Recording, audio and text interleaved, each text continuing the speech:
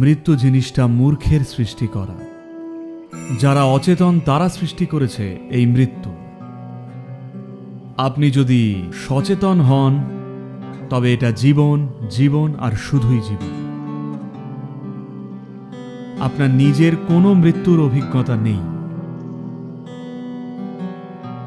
আর আপনার কখনো কোনো মৃত ব্যক্তির সাথে সাক্ষাৎ হয়নি। আপনি হয়তো মৃত দেহ দেখেছেন, কিন্তু কোনো মৃত ব্যক্তিকে দেখেননি।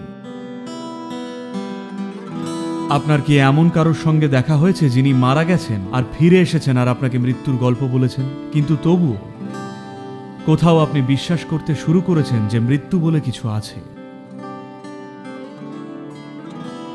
কেন আমি মৃত্যু নিয়ে এত কথা বলছি? এই কারণে নয় যে আমাদের মৃত্যুতে কোনো তৃপ্তি কাজ করে। আমরা মৃত্যুতে ফোকাস করছি না, আমরা ফোকাস করছি জীবনের চিরন্তন প্রকৃতিতে। যদি জীবনের অনন্ত প্রকৃতিকে অনুভব করতে হয়, অবশ্যই মৃত্যুকে মেরে ফেলতে হবে। মৃত্যু যদি জীবিত থাকে তবে চিরন্তন জীবন বলে কিছুই নেই।